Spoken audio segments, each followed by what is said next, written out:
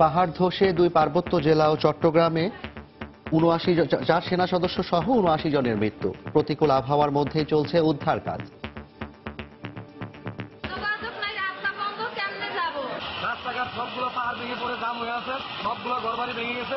এগুলো উদ্ধার করতে প্রচুর সময় লাগবে। বিভিন্ন স্পটে মাটির নিচে লোকজন চাপা পড়ে আছে, আত্মহরে আছে।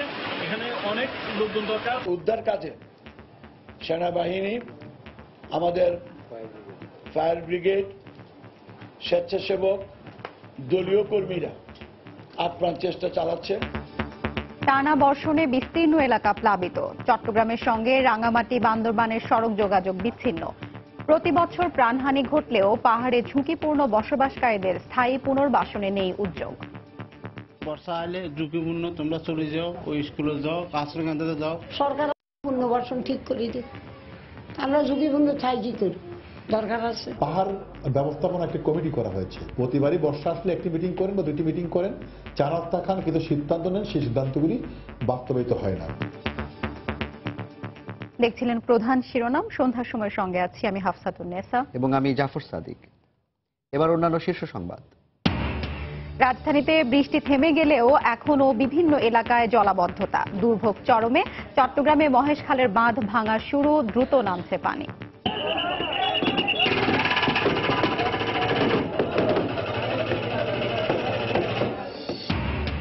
পাহাড় ধসের ঘটনায় আহতদের জরুরি চিকিৎসা দেওয়ার পাশাপাশি উদ্ধার কাজ জোরদারের দাবি বেগম খালেদা জিয়ার।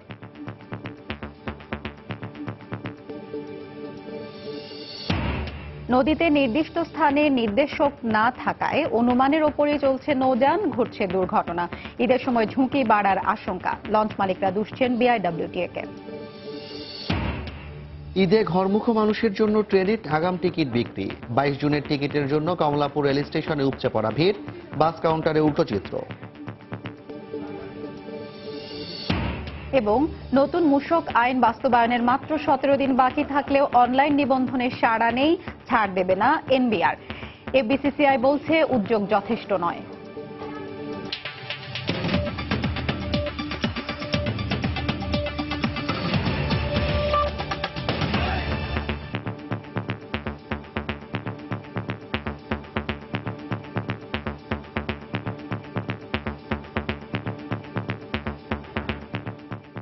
প্রবল বর্ষণে পাহাড় ধসে দুই পার্বত্য জেলা ও চট্টগ্রামে 4 সেনা সদস্য সহ 79 জনের মৃত্যু হয়েছে। এর মধ্যে রাঙামাটিতে 48 জন, বান্দরবানে 6 জন এবং চট্টগ্রামের বিভিন্ন উপজেলায় আরও 25 জনের মৃত্যুর খবর পাওয়া গেছে। রাঙামাটিতে সেনা সদস্যরা উদ্ধার কাজ চালাতে গিয়ে নিহত হয়েছেন বলে জানিয়েছে আইএসপিআর। নিহতদের মধ্যে 4 জনের পরিচয় পাওয়া গেছে। তারা হলেন major Mahfuz, captain Tanvir, corporal Aziz ও সৈনিক শাহিন। হতাহতের ঘটনায় শোক জানিয়েছেন রাষ্ট্রপতি মোহাম্মদ আব্দুল হামিদ, প্রধানমন্ত্রী শেখ হাসিনা ও বিএনপি চেয়ারপারসন বেগম খালেদা জিয়া। রাঙামাটি ও বান্দরবান প্রতিনিধিকে সঙ্গে নিয়ে বিস্তারিত জানাচ্ছেন কমল দে, ক্যামেরায় ছিলেন সাখাওয়াত টিপু। নিম্নচাপের প্রভাবে টানা 3 দিনের ভারী বর্ষণে পাহাড় ধসে রাঙ্গামাটির বিভিন্ন দুর্গম এলাকায় ব্যাপক প্রাণহানির খবর পাওয়া গেছে। টানা বৃষ্টিতে উদ্ধার কাজ চালাতে গিয়ে কয়েকজন সেনা সদস্য মারা গেছেন। এদিকে 56 জনকে উদ্ধার করে বিভিন্ন হাসপাতালে পাঠিয়েছে ফায়ার সার্ভিস। পাহাড়ের মাটির নিচে এখনো অনেকে চাপা পড়ে থাকতে পারে বলে আশঙ্কা করা হচ্ছে। অবিরাম বৃষ্টিতে উদ্ধার কাজ ব্যাহত হচ্ছে বলে জানিয়েছে উদ্ধারকারী দলের সদস্যরা। আমরা এসে দুমারে দেখতেছি পুরো মাটি, পুরো পাহাড়, গাছটা সব দৌড়াতে এই সাইডে সব ওটার গায়ের উপর। যোগাযোগ নাই, রাস্তা বন্ধ, কেমনে যাবো? এলাকা থেকে বেরোতেও পারতেছি না। রাস্তাঘাট সবগুলো পাহাড় ভেঙে পড়ে জাম হয়ে আছে, সবগুলো ঘরবাড়ি ভেঙে গেছে, কোনো প্রকারে বেরোতে পারতেছি না। 16টা রোগী যে পাহাড় ধসে মৃত পেলাম। এর মধ্যে একজন চিকিৎসাধীন অবস্থা মারা গেছে, বাকিগুলি ব্লড ব্যাংক। এগুলো উদ্ধার করতে প্রচুর সময় লাগবে এবং যে পরিস্থিতির যে দুর্যোগের অবস্থা, বিভিন্ন স্পটে মাটির নিচে লোকজন চাপা পড়ে আছে, আত্মহরে আছে। এখানে অনেক লোকজন দরকার। বান্দরবানের মাটি নরম হয়ে সদর উপজেলার বালাঘাটা, লেমুঝিরি ও আগাপাড়া এলাকায় পাহাড় ধসের ঘটনা ঘটে। এই সময় লেমুঝিরি এলাকায় ঘরের ভেতর ঘুমিয়ে থাকা অবস্থায় 3 ভাই বোনের মৃত্যু হয়। এছাড়া বেশ কয়েকটি দুর্গম এলাকায় পাহাড় ধসে আরো 3 জনের মৃত্যু হয়েছে। আহত অন্তত 10 জনকে উদ্ধার করে স্থানীয় বিভিন্ন হাসপাতালে ভর্তি করা হয়েছে।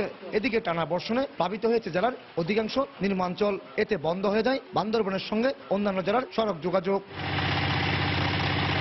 এছাড়া পাহাড় ধসে চট্টগ্রামের চন্দনাইশে 4 জন এবং রাঙ্গুনিয়াতেও অন্তত 4 জনের লাশ উদ্ধারের কথা নিশ্চিত করেছে ফায়ার সার্ভিস। এদিকে পাহাড়ি ঢলে প্লাবিত হয়েছে চন্দনাইশ সহ আশপাশের শতাধিক গ্রাম, ভেসে গেছে বসতঘর ও ফসলি জমি। বন্যার হানানে বৃষ্টি হানানে প্রচুর ক্ষেত তুলা নষ্ট হয়ে গেছে, প্রচুর কোটি কোটি টাকার ধন সম্পদ নষ্ট হয়ে গরু ছাগল মরে গেছে। রাস্তার অবস্থা খুব লাজুকজনক। রাস্তা দিয়ে হাইওয়ে সড়ক এখন বন্ধ, কোনো বাড়ি যানবাহন চলাচল করতেছে না। ত্রিপুরা চন্দনেশ্বর 2 নম্বর ওয়ার্ডে 4 জনের আমরা রেস্কিউ আমাদের ভলেন্টিয়ার করেছে এবং আপনার রানীরহাটে রানীরহাটে সেখানে আমাদের ফায়ার সার্ভিসে 4 জন উদ্ধার করেছে। যেগুলো সংবাদ পেয়েছে সবগুলো মৃত্যুর সংবাদ আমরা পেয়েছি।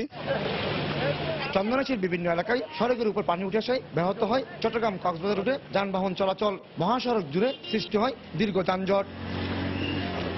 প্রবল বর্ষণ এবং পাহাড়ি ঢল এই অঞ্চলের মানুষের জন্য নতুন কিছু নয়। আবহাওয়ার রুটিন অনুযায়ী প্রতি বছর এমনই হয়ে থাকে, কিন্তু এবার নিম্নচাপের ফলে মাত্র 2 দিনের বৃষ্টিতে যে বন্যার সৃষ্টি হয়েছে তা একেবারে নজিরবিহীন। আর এর রেস্ট টানতে হবে এখানকার মানুষদেরকে আরো বেশ কয়দিন। কমল দে, সময় সংবাদ, চট্টগ্রাম। চট্টগ্রামে প্রতি বছর পাহাড় ধসে প্রাণহানির ঘটনা ঘটলেও এখন পর্যন্ত পাহাড়ে ঝুঁকিপূর্ণ অবস্থায় বসবাসকারী লোকজনকে স্থায়ী পুনর্বাসনে কোনো উদ্যোগ নেয়নি জেলা প্রশাসন। নগর পরিকল্পনাবিদদের অভিযোগ, বর্ষাকাল এলেই জেলা প্রশাসনের পক্ষ থেকে লোক দেখানো কিছু অভিযান পরিচালনা করা হয়। আর ফায়ার সার্ভিস বলছে, অবৈধ দখলদারদের বিরুদ্ধে ব্যবস্থা না নেয়ায় দিন দিন অবৈধ বসতি বাড়ছে। বিস্তারিত জানাচ্ছেন পার্থপ্রতিম বিশ্বাস। প্রতি বছর বর্ষা আসলেই পাহাড় ধসে প্রাণহানির ঘটনা অনেকটা স্বাভাবিক ব্যাপার হয়ে দাঁড়িয়েছে। তাই বর্ষাকাল আসলেই পাহাড় ধস আতঙ্কে থাকে নগরবাসী। পাহাড় ব্যবস্থাপনা কমিটির চিহ্নিত 30টি পাহাড়ে 5,000 পরিবারের 50,000-এর বেশি মানুষ বাস করে। তুলনামূলকভাবে ঘর ভাড়া কম ও অন্য কোথাও জায়গা না থাকায় অনেকটা বাধ্য হয়েই জীবনের ঝুঁকি নিয়ে পাহাড়ের পাদদেশে বসবাস করছে নিম্নআয়ের মানুষ। প্রতি বছর বর্ষা আসলেই তাদের পুনর্বাসনের কথা ওঠে, কিন্তু তার আলোর মুখ দেখেনি। বর্ষা আইলে ঝুঁকিপূর্ণ, তোমরা চলে যাও, ওই স্কুলে যাও, আশ্রয়কেন্দ্রে যাও, কিন্তু সরকার এটা কোনো পদক্ষেপ নিতেছে না। এটা কই যাইব? অন্য অন্য এলাকা ধরেন বাসা ভাড়া বেশি, পানির বিল, গ্যাস বিল সব দিক দিয়ে বিভিন্ন রকমের সবকিছু সমাধান করতে পারে না দেখি মানুষ, গরিব মানুষ এখানে বসবাস করে থাকতেছে। সরকার আঙ্গ পুনর্বাসন ঠিক করে দিক, আমরা ঝুঁকিপূর্ণ চাই কি করি, দরকার আছে। জেলা প্রশাসনের পক্ষ থেকে বর্ষা আসলেই পাহাড়ে বসবাসকারী লোকজনকে উচ্ছেদে কিছুটা তোড়জোড় দেখা গেলেও তা অনেকটা লোক দেখানো বলে অভিযোগ এই নগর পরিকল্পনাবিদের। পাহাড় ব্যবস্থাপনা একটি কমিটি করা হয়েছে। প্রতিবারই বর্ষা আসলে একটি মিটিং করেন বা 2টি মিটিং করেন, চানাত্তা খান কিন্তু সিদ্ধান্ত নেন, সেই সিদ্ধান্তগুলি বাস্তবায়িত হয় না। গত 1 দশকে পাহাড় ধসে 2 শতাধিক মানুষ প্রাণ হারিয়েছে। শুধু 2007 সালে পাহাড় ধসে 129 জন মানুষের প্রাণহানির মতো ঘটনা ঘটে। অবৈধ দখলদারদের বিরুদ্ধে ব্যবস্থা না নিয়েই দিন দিন অবৈধ বসতি বাড়ছে বলে মনে করেন ফায়ার সার্ভিসের এই কর্মকর্তা। অবৈধভাবে যারা বসবাস করে তারা ক্ষতিগ্রস্ত হবে, কিন্তু যারা তাদেরকে লালন পালন করতেছে, বসবাসের সুযোগ করে দিচ্ছে, তাদেরকে যদি ধরাছোঁয়ার বাইরে রাখা হয় তাহলে এই প্রাণহানি ঘটনা ঘটবে।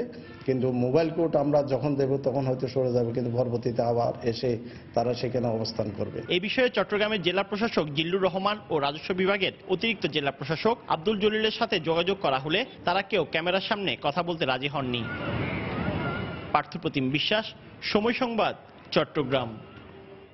এদিকে পাহাড় ধসের ঘটনার পরপরই সচিবালয়ের জরুরি এক ব্রিফিংয়ে ত্রাণ ও দুর্যোগ মন্ত্রী মোফাজ্জল হোসেন চৌধুরী মায়া বলেছেন, প্রতিকূল আবহাওয়ার মধ্যেও উদ্ধার কাজ অব্যাহত রয়েছে। এ সময় তিনি বলেন, তাৎক্ষণিক পদক্ষেপ হিসেবে দুর্যোগে নিহতদের পরিবার ও আহতদের আর্থিক সহায়তা দেওয়া হচ্ছে। পাশাপাশি আশ্রয় কেন্দ্রগুলোতে 500 মেট্রিক টন চাল ও 12 লাখ টাকা বরাদ্দ দেওয়া হয়েছে। আমাদের প্রায় 18টি আশ্রয় কেন্দ্র খোলা হয়েছে। 4 থেকে 4,500 মানুষকে উদ্ধার করে আমরা সেখানে আশ্রয় কেন্দ্রে রেখেছি। হয়তো আরো উদ্ধার হচ্ছে, সেখানে আশ্রয় কেন্দ্রে আমরা তাদের নিয়ে তাদের রাখার ব্যবস্থা করছি। তাদের চিকিৎসার ব্যবস্থা করা হয়েছে। সাহায্যের জন্য আমরা ইতিমধ্যে প্রায় 500 মেট্রিক টন চাল আমরা বরাদ্দ করেছি। 12 লক্ষ টাকা ইতিমধ্যে তাদেরকে দেওয়া হয়েছে। আমাদের উদ্ধার কাজ অব্যাহত রয়েছে। সেনাবাহিনী, আমাদের ফায়ার ব্রিগেড, স্বেচ্ছাসেবক, দলীয় কর্মীরা আপ্রাণ চেষ্টা চালাচ্ছেন তাদের উদ্ধার কাজে সহায়তা করার জন্য। পার্বত্য চট্টগ্রামে পাহাড় ধসে 4 সেনা সদস্য সহ বিপুল সংখ্যক মানুষ নিহতের ঘটনায় শোক জানিয়ে আহতদের দ্রুত চিকিৎসা দিতে সরকারের প্রতি দাবি জানিয়েছেন বিএনপি চেয়ারপারসন বেগম খালেদা জিয়া। রাজধানীর গুলশামের একটি হোটেলে লেবার পার্টি আয়োজিত ইফতার মাহফিলে প্রধান অতিথির বক্তব্যে তিনি এ দাবি জানান। রাঙ্গামাটিতে যে এই পাহাড় ধসে বহু লোক নিহত হয়েছে। আমরা অত্যন্ত দুঃখিত। আমরা যারা নিহত হয়েছে তাদের আত্মার মাগফিরাত কামনা করছি এবং যারা আহত হয়েছে তাদেরকে অবিলম্বে সে ঢাকা এবং চিটাগং পাঠিয়ে তাদের সুচিকিৎসার ব্যবস্থা করার জন্য আমরা দাবি জানাচ্ছি। এখন এই সরকারের আমলে আমরা শুধু দেখছি প্রতিনিয়ত মানুষ মৃত্যু মৃত্যু আর মৃত্যু, মৃত্যুর মিছিল বেড়ে চলেছে। আর এই সরকার মহা আনন্দে আছে, তারা দেশে বিদেশে ভ্রমণ করে বেড়াচ্ছে, তারা আকাশে ওড়ে, তারা মাটির কথা চিন্তাও করে না। আওয়ামী লীগের সাধারণ সম্পাদক ওবায়দুল কাদের বলেছেন, প্রাকৃতিক দুর্যোগকেও আওয়ামী লীগের দোষ বলে অপপ্রচার চালাচ্ছে বিএনপি। দুপুরে রাজধানীর রমনা ইঞ্জিনিয়ার্স ইনস্টিটিউশনে ঢাকা মহানগর উত্তর ও দক্ষিণ তাঁতি লীগের সম্মেলনে এমন মন্তব্য করেন তিনি। এ সময় চট্টগ্রামে ভূমিধসে ক্ষতিগ্রস্তদের পাশে দাঁড়াতে আওয়ামী লীগের সর্বস্তরের নেতাকর্মীদের নির্দেশ দেন তিনি। বৃহত্তর পার্বত্য চট্টগ্রামে ক্ষতিগ্রস্ত এই বিপদের সময় তাদের পাশে দাঁড়ানোর জন্য আমি আমাদের দলের সর্বপর্যায়ের নেতা কর্মীদেরকে নির্দেশ প্রদান করছি। বিএনপি বলে সব দোষ হচ্ছে আওয়ামী লীগের, প্রাকৃতিক দুর্যোগকেও তারা আওয়ামী লীগের দোষ বলে আজকে অপপ্রচার করছে। সন্ধ্যার সময় আরো থাকছে। মৌলভীবাজারে কুড়িয়ে পাওয়া নবজাতক 18 দিন পর পেল নতুন বাবা মা। আদালতের নির্দেশে তুলে দেয়া হলো দুবাই প্রবাসী নিঃসন্তান দম্পতির কোলে। রাজধানীর সদরঘাটে বুড়িগঙ্গা নদীতে ডুবে যাওয়ার প্রায় 12 ঘন্টা পর যাত্রীবাহী ট্রলারটি উদ্ধার করা হয়েছে। তবে এখনও সন্ধান পাওয়া যায়নি নিখোঁজ যাত্রীদের। অব্যাহত রয়েছে ফায়ার সার্ভিসের ডুবুরি দলের অভিযান। সকাল 8টার দিকে মাঝ বুড়িগঙ্গায় নিখোঁজ ট্রলারটির সন্ধান পায় ফায়ার সার্ভিস। এরপর ফায়ার সার্ভিসের সঙ্গে যোগ দেয় নৌবাহিনী, কোস্টগার্ড ও বিআইডব্লিউটিএ। স্থানীয়রা জানায়, রাতে ওয়েসঘাট থেকে 100 যাত্রী নিয়ে ইস্পাহানি ঘাটে যাচ্ছিল ট্রলারটি। নদীর মাঝে একটি বালুবাহী কার্গোর ধাক্কায় ট্রলারটি উল্টে গিয়ে ডুবে যায়।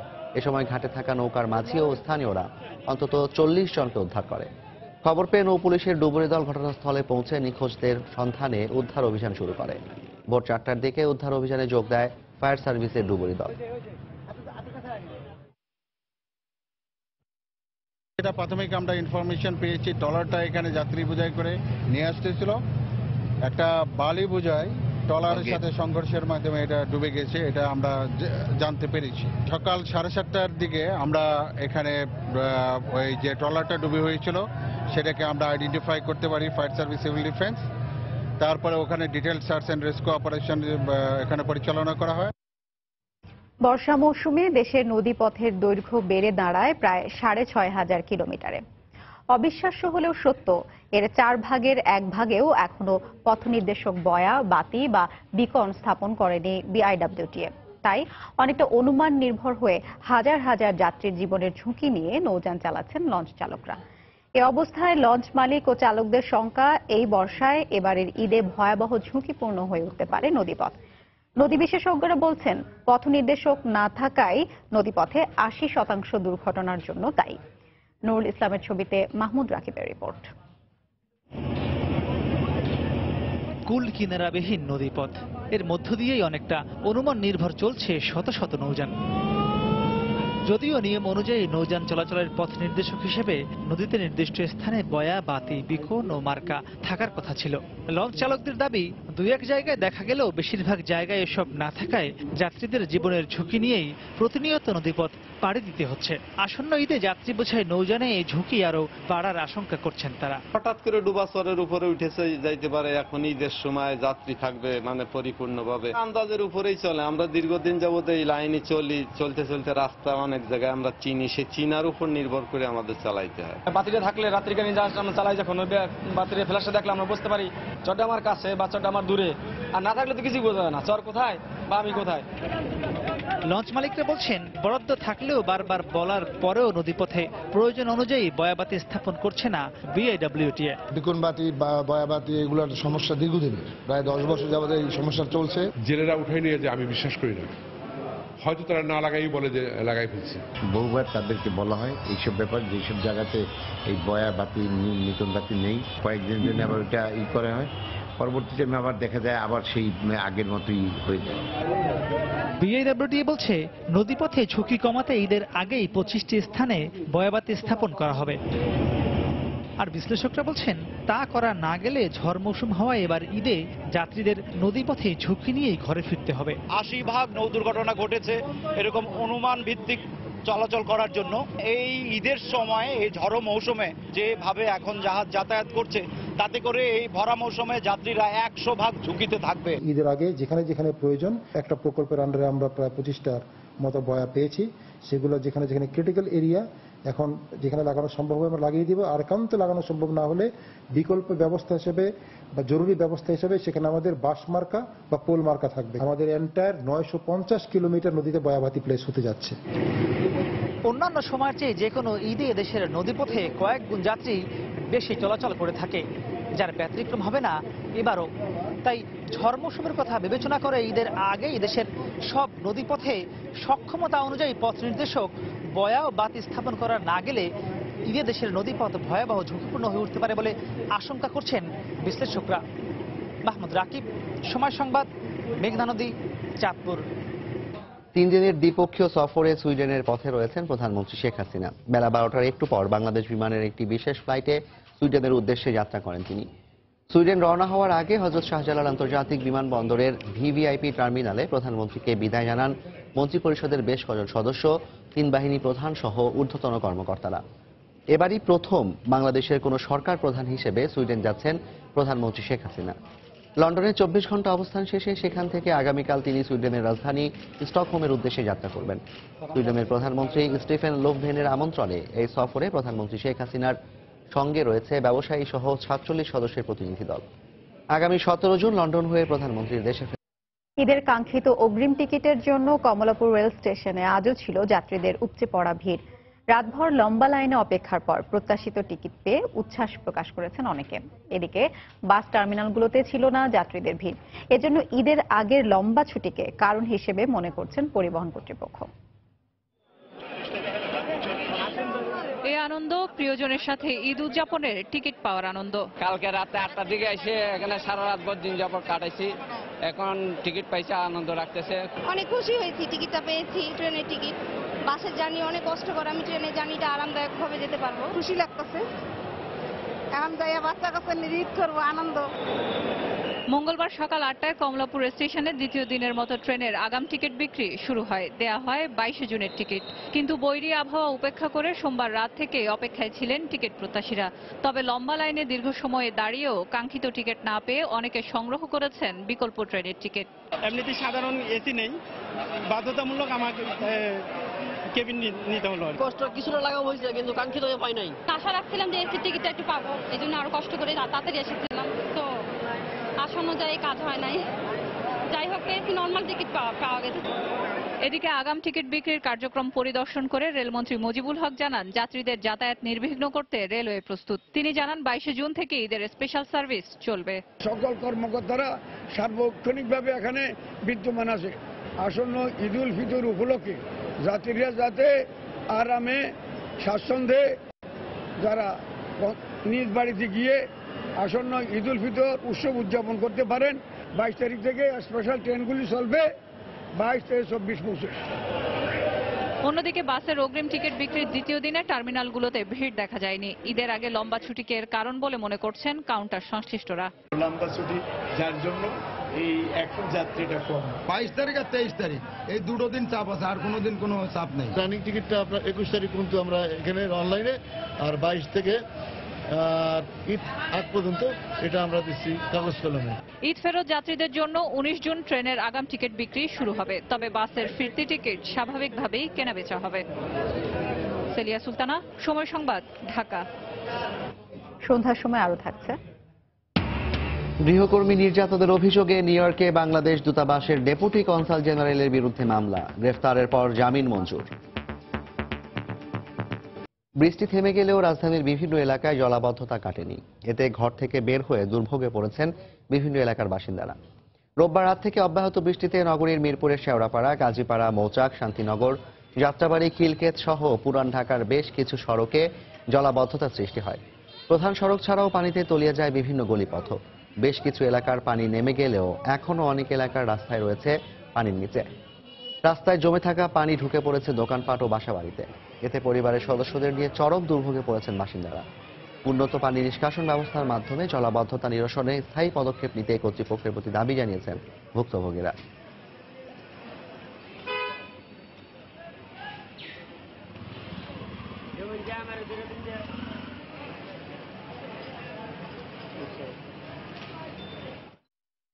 বর্ষার সময় পানি হয়ে থাকে এবং মানে সারা মানুষের কষ্ট, ভোগান্তি এবং দুঃখ কষ্টর আর শেষ নাই। চাকরি বাড়ি করা খুব কষ্ট হয়ে যাচ্ছে, কারণ আমরা অফিসে তো আমাদের চাপ থাকেই, আমাদের প্রতিদিন আমাদের অর্ডার কাটতে হয়, ডক্টর ভিজিট করতে হয়, সেল করতে হয়, কিন্তু আমরা সেভাবে তো পাচ্ছি না, মানে পারতেছি না। নিচতলা বাসা, ঘরের ভিতর পানি ঢুকে গেছে। আমরা পানি ঠেকানোর জন্য ইট দিয়ে দেয়াল টেনে নিয়েছি।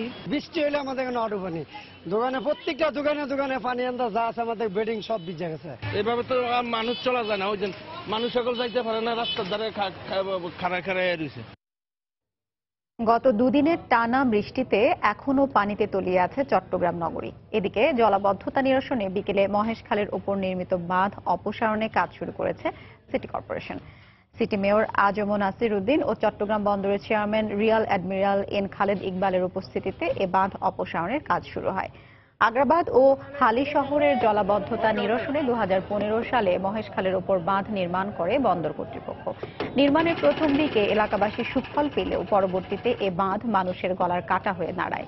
বৃষ্টি এলেই 3 থেকে 4 দিন পানির নিচে তলিয়ে থাকে হালি শহর, আগ্রাবাদ, বেপারীপাড়া ও এক্সেস রোড এলাকার রাস্তাঘাট। এবারও একই চিত্র। রোববার মধ্যরাত থেকে শুরু হওয়া নিম্নচাপের প্রভাবে বৃষ্টির পানিতে ভাসছে এসব এলাকা। বন্ধ হয়ে গেছে যান চলাচল, পানিবন্দী হয়ে দুর্ভোগে পড়েছেন প্রায় 5 লাখ মানুষ। এ অবস্থায় এলাকাবাসীর দাবির মুখে চট্টগ্রাম বন্দর ও সিটি কর্পোরেশন যৌথভাবে বাঁধটি অপসারণের সিদ্ধান্ত নেয়। বাঁধ অপসারণের কাজ শেষ হতে 3 থেকে 4 দিন লাগবে বলে জানিয়েছেন সিটি মেয়র। জনগণের দুর্ভোগের কথা বিবেচনা করে আমরা ঐক্যমত্যে পৌঁছেছি এই বার্তা যত দ্রুত সম্ভব এটা অপসারণ করার জন্য। মন্ত্রণালয় আজকে চূড়ান্ত অনুমোদন প্রদান করেছে এবং সেই অনুমোদন পেয়েই মূলত আমরা আজকে বন্দর কর্তৃপক্ষের সম্মানিত চেয়ারম্যান মহোদয়ের সাথে আলাপ আলোচনা করে এই বার্তা অস্থায়ী এই বার্তা আনুষ্ঠানিকভাবে অপসারণ করার জন্য আমরা সিদ্ধান্ত নিয়েছি। নতুন মূসক আইন বাস্তবায়নের মাত্র 17 দিন বাকি থাকলেও অনলাইনে নিবন্ধন করে নতুন ব্যবসা শনাক্তকরণ নাম্বার BIN গ্রহণে সাড়া মিলছে না। নতুন করে মাত্র 31,000 প্রতিষ্ঠান অনলাইনে নিবন্ধন করেছে। দোকান মালিকরা বলছেন নিবন্ধনের ব্যাপারে NBR থেকে কোনো চিঠি পাননি তারা। আর FBCCI বলছে এজন্য মাঠ পর্যায়ে NBR এর উদ্যোগ যথেষ্ট নয়। এদিকে NBR কর্মকর্তারা বলছেন ব্যবসা সচল রাখতে হলে এ মাসেই তালিকাভুক্ত হতে হবে। বিস্তারিত জানাচ্ছেন হাজেরা শিউলি। 1 জুলাই কার্যকর হতে যাচ্ছে আলোচিত মূসক আইন। নতুন ব্যবস্থায় ব্যবসা করতে হলে ভ্যাট ও টার্নওভার করযোগ্য সব প্রতিষ্ঠানকে অনলাইনে 9 ডিজিটের নতুন ব্যবসা শনাক্তকরণ নাম্বার নিতে হবে। অন্যথায় কোনো আমদানি রপ্তানি বাণিজ্য কিংবা টেন্ডারে অংশ নিতে পারবে না সংশ্লিষ্ট প্রতিষ্ঠান। NBR এর হিসেবে বর্তমানে 8,42,000 প্রতিষ্ঠানের সনাতনী নিয়মে নিবন্ধন আছে। অথচ মূসক আইন বাস্তবায়নের সময় ঘনিয়ে এলো এ পর্যন্ত নিবন্ধন করেছে মাত্র 31,000 প্রতিষ্ঠান। এরপরও আশাবাদী ভ্যাট অনলাইনের কর্মকর্তারা। নিবন্ধন না নিলে 1 তারিখ থেকে নতুন আইন যখন কার্যকর হবে স্থানীয়ভাবে বিক্রয় কিংবা সরবরাহ সেটা করতে পারবেন না, সেবা প্রদানে তিনি পারবেন না, টেন্ডারে অংশগ্রহণ করতে পারবেন না, এই ধরনের কোনো কাজই তিনি 11 ডিজিটের পুরাতন নম্বর দিয়ে করতে পারবেন না। আমদানি করে বা যে উৎসে কর প্রদানকারী তাদেরটা হয়তো আরও সময়ও লাগতে পারে, কিন্তু এরা দুইটা সেক্টর ব্যতীত অন্যান্য সবাইকেই 30 তারিখের মধ্যে অবশ্যই নিবন্ধন নিতে হবে। তবে মাঠ পর্যায়ের চিত্র ভিন্ন। নিবন্ধন কিংবা নতুন ভ্যাট আইন সম্পর্কে জানে না অধিকাংশ ব্যবসা প্রতিষ্ঠান। দোকান ও মার্কেট মালিকরা বলছেন এ ব্যাপারে NBR থেকে কোনো নোটিশ পাননি তারা। আইনটা যে কি সেটা এখন আমাদের বলা হয়নি, আমরা এখনো বুঝতেছি না, বললে তখন আমরা করব। 36 লাখের উপরে যে ব্যাট দিতে হয় সেটা আমি কিছুই জানি না। ব্যাট অফিস থেকে আমাদের কোনো ফোনও করে নাই এবং আমাদের কোনো চিঠিও দেওয়া হয় নাই। নতুন করে নিবন্ধন করতে হলে আমাদের তো আগে ট্রেন আপ করতে হবে। যারা ক্যাশে থাকে বা যারা ব্যবসা পরিচালনা করে, দোকান মালিক তো আর থাকে না। FBCCI সভাপতির মতে নিবন্ধনের ব্যাপারে NBR এর মাঠ পর্যায়ের উদ্যোগ যথেষ্ট নয়। ট্রেনিং অ্যাওয়ারনেস যেগুলো দেখছি যতটা পত্রিকাতে, ততটা কিন্তু ফিল্ড লেভেলে যে উন্নয়নটা হওয়া দরকার সেটাকে মানে গ্রহণ করার জন্য যে মাঠটাকে প্রস্তুত করা, সেই ক্ষেত্রে আরো কাজ করতে হবে। তবে ভ্যাট অনলাইনের কর্মকর্তারা বলছেন, নিবন্ধনে উৎসাহিত করতে পরামর্শক দল গঠন করা হয়েছে। পর্যাপ্ত সময় দেওয়ার পরেও কোনো প্রতিষ্ঠান নিবন্ধন না নিলে আইনগত ব্যবস্থা গ্রহণের পাশাপাশি ফোর্স নিবন্ধন দেওয়া হবে।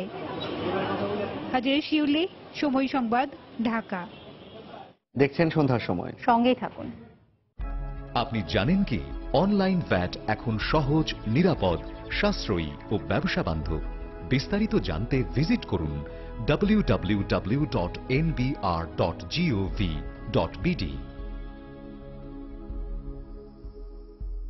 মৌলভীবাজারে কুড়িয়ে পাওয়া নবজাতককে 18 দিন পর তুলে দেওয়া হলো নতুন বাবা মায়ের কোলে। গতকাল বিকেলে শুনানি শেষে অতিরিক্ত জেলা ও দায়রা জজ আদালত নিঃসন্তান আব্দুল হাই ও মাসুদা দম্পতির কাছে নবজাতককে হস্তান্তর করার নির্দেশ দেন। এ সময় নবজাতক মুক্তকে কোলে নিয়ে নিঃসন্তান দম্পতি আবেগ আপ্লুত হয়ে পড়েন। তাদের চোখে মুখে ফুটে ওঠে পরম স্বস্তি। শিশুটিকে দত্তক নিতে নিঃসন্তান 6 দম্পতি আদালতে আবেদন করেন। এর পরিপ্রেক্ষিতে নির্ধারিত সময়ে শিশুর জন্য 2 লাখ টাকা শিক্ষা বীমা পূরণ করেন দুবাই প্রবাসী আব্দুল হাই। পরে শুনানি শেষে পরিচর্যাকারী শারমিনের কাছ থেকে শিশু মুক্তকে আব্দুল হাই মাসুদা দম্পতির কাছে হস্তান্তর করা হয়। গত 24শে মে শহরতলির হিলালপুরে পরিত্যক্ত জমিতে একটি ব্যাগের ভেতর থেকে নবজাতককে উদ্ধার করা হয়।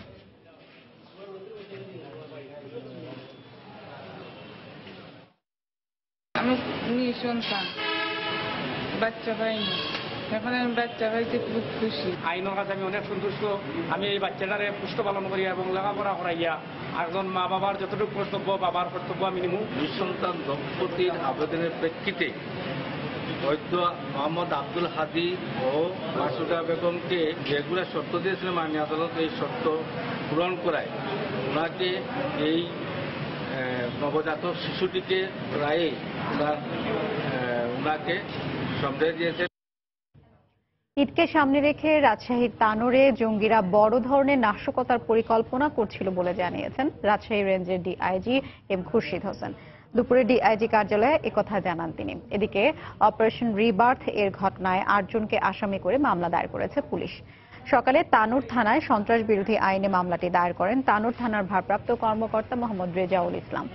পুলিশ জানান, অপারেশন রিবার্থে 4 শিশু সহ আটক 12 জনের মধ্যে 8 জনকে আসামি করা হয়। দুপুরে তাদের আদালতে হাজির করার কথা রয়েছে। এদিকে জঙ্গি আস্তানা থেকে উদ্ধার করা শিশুদের পুলিশি হেফাজতে রাখা হয়েছে। গতকাল জঙ্গি আস্তানা সন্দেহে তানোরের একটি বাড়িতে অভিযান চালায় পুলিশ। এ সময় বাড়িটি থেকে 3টি সুইসাইডাল ভেস্ট, 5 রাউন্ড গুলি, একটি পিস্তল, জঙ্গিবাদী বই জব্দ করা হয়। এ সময় 90 জেএমবির 3 সদস্যকে আটক করা হয়। আত্মসমর্পণ করে 4 শিশু সহ 9 জন। 4 জন মহিলা 4 জন পুরুষকে আমরা বাই দিস টাইম গ্রেফতার করতে সক্ষম হয়েছি এবং তাদের জিজ্ঞাসাবাদে তারা স্বীকার করেছে যে হ্যাঁ, তারা এই জেএমবির সঙ্গে জড়িত। হাতকাটা মাহফুজ তারই অনুসারী এবং এই মাহফুজের নির্দেশে তারা কাজগুলো করে যাচ্ছিল। বিভিন্ন ধরনের যে এক্সক্লুসিভ বা অস্ত্র আমদানির ব্যাপারে যে মূল ভূমিকা পালন করে সেই হচ্ছে মাহফুজ এবং তার কিছু অনুসারী, বিশেষ করে আপনাদের চাঁপাইনবাবগঞ্জ, রাজশাহীর বাগমারা এবং গোদাগাড়ি প্লাস তানোরে কিছু রয়েছে। ঈদকে সামনে রেখে ঈদ জামাত বা এই ধরনের রমজান মাসের মধ্যে ঘটনা ঘটাতে পারে বলে হয়তো আমাদের ধারণা।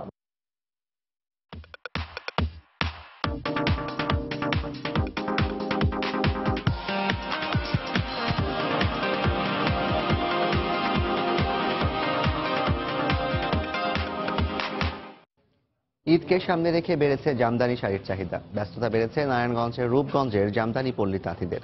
চলছে নানা রং ও নতুন ডিজাইনের শাড়ি তৈরির কাজ। তাঁতিদের অভিযোগ, কাজের ন্যায্য মজুরি না পাওয়ায় অভাব অনটনে দিন কাটছে তাদের। নারায়ণগঞ্জ থেকে শওকত আলী সৈকতের পাঠানো তথ্য, আব্দুল্লাহ আল মামুনের ছবি নিয়ে ডেস্ক রিপোর্ট। 4 শতাধিক তাঁত কারখানা নিয়ে গড়ে উঠেছে নারায়ণগঞ্জের রূপগঞ্জ উপজেলার জামদানি পল্লী। প্রতি শুক্রবার ভোর 5টা থেকে সকাল 7টা পর্যন্ত জামদানি পল্লীতে বসে জামদানি শাড়ির হাট। এ সময় পাইকারি বিক্রেতাদের পাশাপাশি ভিড় করেন ক্রেতারাও। ঈদকে কেন্দ্র করে ক্রেতাদের মাঝে জামদানির চাহিদা বেড়েছে বলে জানান ব্যবসায়ীরা। ভালো মানের শাড়ি পাওয়া যায়। মার্কেট থেকে কিনতে গেলে হয়তো যে দামে কিনছি আরো 1-1.5 হাজার টাকা বেশি লাগবে। ইন্ডিয়ান শাড়ি আর জামদানিরা মান নষ্ট হয়েছে, আমাদের তাঁতিদের কোনো মূল্য নাই। আগে গেলে 4,000 করে বেচি আর আজকে কয় 3,000, 3200, 3300 এরকম। তাঁতির যে মজুরি আছে এই মজুরিটা দিয়ে এখন বর্তমানে মহাজনের পুষতেছে না এবং তাঁতিদেরও পুষতেছে না। সরকার এইগুলি বারে বারে কত কথা কইছি, আমাকে কোনো কাজ না, তাঁতিকে কোনো কাজ না। তাঁতিরা মনে করেন শেষ নিঃস্ব। তাঁতিদের অভিযোগ, ন্যায্য মজুরি যেমন পাচ্ছেন না তারা, তেমনি হাটেও কম দামে তৈরি জামদানি শাড়ি বিক্রি করতে হচ্ছে। এই অবস্থায় সরকারি সহায়তার দাবি জানিয়েছেন তারা। সকাল 6টা থেকে 9টা 10টা পর্যন্ত এই কাজ অনুযায়ী ন্যায্য মজুরি পাচ্ছি না আমরা। কাজ বাড়ছে কিন্তু আমরা আগে যে রেটটা পাইতেছি এই রেটটাই পাইতেছি। ঈদ উপলক্ষে যে শাড়ি প্রতি 1000 টাকা বেশি এরকম পাইতেছি না আর কি। অল্প টাকা বেতন পাইয়া প্রোডাকশন চাকরি করে আমরা পুষে না। সমস্ত তাতে আনন্দিত হইতে পারে, সরকার যেন সেই ব্যবস্থাটা করে। এটার ভিতরে যেন কিছু ভর্তুকি দিয়া সরকার জামদানি শাড়িটা যেন টিকিয়ে রাখে। ঈদকে কেন্দ্র করে প্রায় 5000 তাঁতি নানা রঙের বুননে জামদানি পল্লীতে শাড়ি তৈরির কাজ করছেন। সময় সংবাদ, নারায়ণগঞ্জ। গৃহকর্মী নির্যাতনের অভিযোগে নিউ ইয়র্কে বাংলাদেশ দূতাবাসের ডেপুটি কনসাল জেনারেল শাহিদুল ইসলামের জামিন মঞ্জুর করেছেন আদালত। এর আগে বাংলাদেশি গৃহকর্মীর দায়ের করা মামলায় শাহিদুল ইসলামকে সোমবার সকালে নিজ বাসভবন থেকে গ্রেফতার করা হয়। পরে তিনি জামিন আবেদন করলে আদালত $50,000 বন্ডে জামিন মঞ্জুর করেন। মামলায় উল্লেখ করা হয়, তার বাসায় গৃহকর্মী মোহাম্মদ আমিনকে শারীরিক ও মানসিক নির্যাতন করা হতো। এছাড়া তার পাসপোর্ট কেড়ে নিয়ে দৈনিক 18 ঘন্টা কাজ করানো হতো। এই মামলায় আগামী 28 জুন পরবর্তী শুনানির দিন ধার্য করা হয়েছে।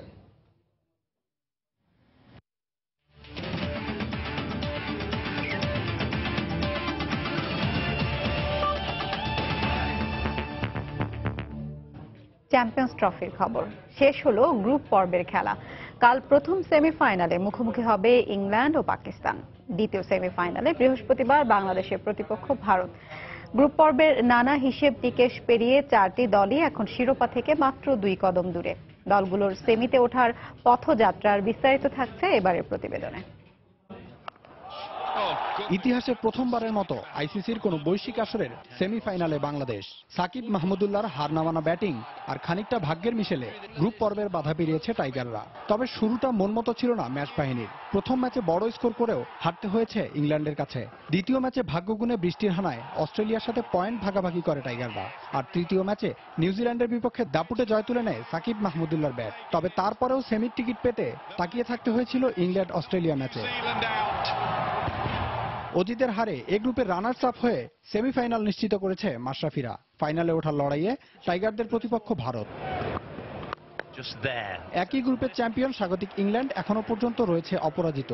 ঘরের মাঠের সবকটি ম্যাচেই দাপুটে জয় তুলে নিয়ে সবার আগেই সেমির টিকিট নিশ্চিত করেছে ইংলিশরা। ফলে গ্রুপ পর্ব থেকেই বাদ পড়ল ওশেনিয়া মহাদেশের 2 দেশ অস্ট্রেলিয়া ও নিউজিল্যান্ড। তবে বি গ্রুপের সমীকরণটা কিন্তু মোটেও সহজ ছিল না। প্রথম ম্যাচে পাকিস্তানকে হারালেও দ্বিতীয় ম্যাচে শ্রীলঙ্কার বিপক্ষে হারতে হয় বিরাট কোহলির দলকে। তবে বাঁচা মরার শেষ ম্যাচে দক্ষিণ আফ্রিকাকে হারিয়ে নেট রান রেটে এগিয়ে থাকায় গ্রুপ চ্যাম্পিয়ন হয়ে সেমিফাইনালে ওঠে বর্তমান চ্যাম্পিয়নরা। একই রকম সমীকরণ নিয়ে শেষ দল হিসেবে সেমি নিশ্চিত করেছে পাকিস্তান। প্রথম ম্যাচে চিরপ্রতিদ্বন্দ্বী ভারতের কাছে পাত্তাই পায়নি পাকরা। যদিও পরের 2 ম্যাচে দক্ষিণ আফ্রিকা ও শ্রীলঙ্কার বিপক্ষে দারুণ জয়ে শীর্ষ 4-এ উঠে সরফরাজ আহমেদের পাকিস্তান। গ্রুপ পর্বে যাই ঘটুক, এবার পালা আসল লড়াইয়ে। অনাকাঙ্ক্ষিতভাবে বৃষ্টি হানা না দিলে সেমিফাইনালে জমজমাট লড়াই উপভোগের অপেক্ষায় ক্রিকেট বিশ্ব। শামীম ইকবাল, সময় সংবাদ। ভারতের বিপক্ষে স্বাভাবিক খেলাটা খেলতে পারলে জয় অসম্ভব নয়, এমনটাই মনে করেন টাইগার কোচ চন্ডিকা হাথুরুসিংহে। সেই সঙ্গে 2015 বিশ্বকাপের কোয়ার্টার ফাইনালে হারের শোধ নয়, বরং দলকে পরামর্শ দিলেন চাপমুক্ত হয়ে ক্রিকেট খেলা। টুর্নামেন্টের শুরু থেকেই বলেছিলাম সেমিফাইনালে খেলাটাই আমাদের প্রধান লক্ষ্য। ছেলেরা যা করেছে তাতেই আমি গর্বিত। ভারতের বিপক্ষে ম্যাচটা নিয়ে অতটা ভাবছি না। স্বাভাবিক খেলাটা খেলতে পারলে জয় পাওয়া কিন্তু অসম্ভব নয়। আর যদি এই ম্যাচটা জিততে পারি তা হবে অসাধারণ কিছু। সন্ধ্যার সময় পর্যায়ে শীর্ষ সংবাদ জানিয়ে দিচ্ছি আরেকবার। পাহাড় ধসে 2 পার্বত্য জেলা ও চট্টগ্রামে 4 সেনা সদস্য সহ 79 জনের মৃত্যু। বিস্তীর্ণ এলাকা প্লাবিত, সড়ক যোগাযোগ বিচ্ছিন্ন। পাহাড় ধসের ঘটনায় আহতদের জরুরি চিকিৎসা দেওয়ার পাশাপাশি উদ্ধার কাজ জোরদারের দাবি বেগম খালেদা জিয়ার।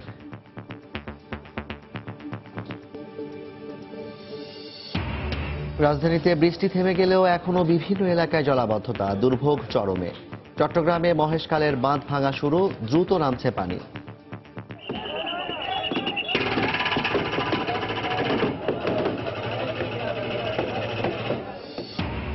নদীতে নির্দিষ্ট স্থানে নির্দেশক না থাকায় অনুমানের ওপরই চলছে নৌযান, ঘটছে দুর্ঘটনা। ঈদের সময় ঝুঁকি বাড়ার আশঙ্কা, লঞ্চ মালিকরা দুষছেন বিআইডব্লিউটিএ কে। এবং ঈদে ঘরমুখ মানুষের জন্য ট্রেনের আগাম টিকিট বিক্রি। 22 জুনের টিকিটের জন্য কমলাপুর রেল স্টেশনে উপচে পড়া ভিড়, বাস কাউন্টারে উল্টো চিত্র। এই ছিল সন্ধ্যার সময়। যে কোনো খবর পেতে ভিজিট করুন সময়নিউজ.tv। সঙ্গে থাকুন সময়ের।